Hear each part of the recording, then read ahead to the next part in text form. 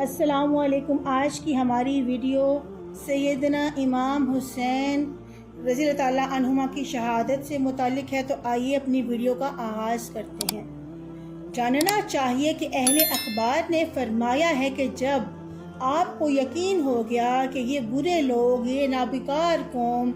میرے قتل کے دائر پر ہیں، تو آپ نے اپنے دوستوں سے فرمایا کہ خیمہ کے گرد ایک خندق کھودیں اور اس کا دروازہ ایک رکھیں اور اس طرف سے قتال شروع کیا جائے۔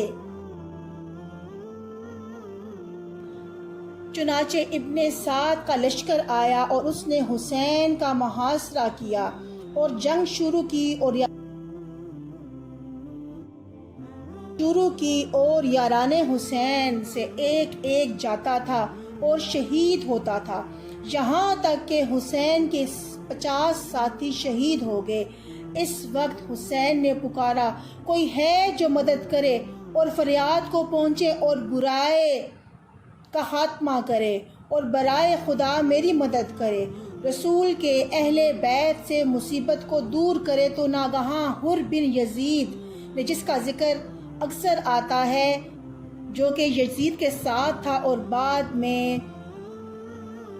اسلام دوست ہو گیا، سوار ہو کر حسین کے لشکر میں آیا اور کہا، اے ابن رسول، میں اول شخص ہوں جس نے آپ پر خروج کیا تھا اور اب میں آپ کے گروہ میں ہوں، تو آپ فرمائیں کہ میں اول آپ کی مدد کرتے ہوئے قتل کیا جاؤں اور جنت میں پہنچوں اور قیامت کے روز آپ کے نانا جان کی شفاعت سے بہرہ یاب ہوں۔ اس طرح حر بن یزید نے لشکر ابن سعد پر حملہ کیا اور ان سے جنگ کی اور شہید ہوا، اور اس کے ساتھ اس کا بھائی اور بیٹا اور غلام بھی شہید ہوئے۔ چنانچہ آتش جنگ تیز ہوئی، یہاں تک کہ تمام ساتھی امام حسین کے اور بیٹے، بھائی اور چچا کے بیٹے بھانجے شہید ہو گئے اور خود تن تنہا باقی رہ گئے، اور آپ بنفس نفیس قتال کرنے لگے اور شمشیر برہنہ آپ کے ساتھ تھی اور آپ یہ شعر پڑھ رہے تھے۔ ترجمہ: میں علی کا بیٹا ہوں، جوال ہاشم میں بہتر ہے، کافی ہے مجھ کو اس کے ساتھ فخر کرنا۔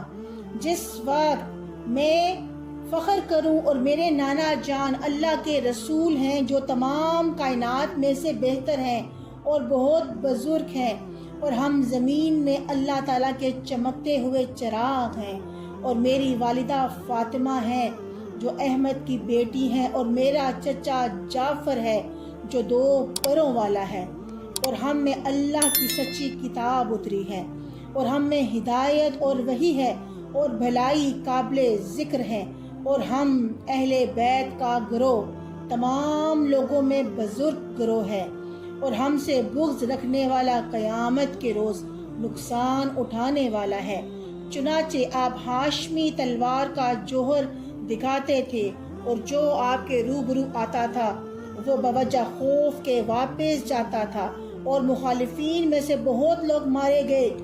یہاں تک کہ آپ کو زخموں اور نیزوں کے واروں نے جو ہر طرف سے آتے تھے سست کر دیا، اور آپ بہت زخمی ہو گئے۔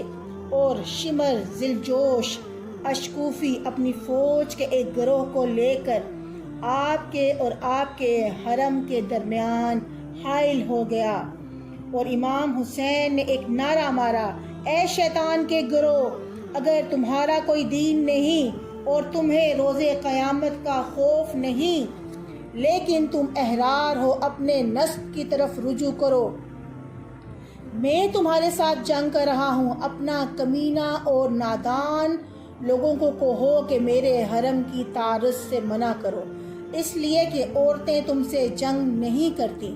چنانچہ شمر نے یہ گفتگو سن کر اپنے ساتھیوں کو منع کیا اور کہا، تم پر افسوس ہے کہ تم کس چیز کا انتظار کر رہے ہو، حالانکہ اس وقت حسین کو بہت زخم لگے ہوئے ہیں،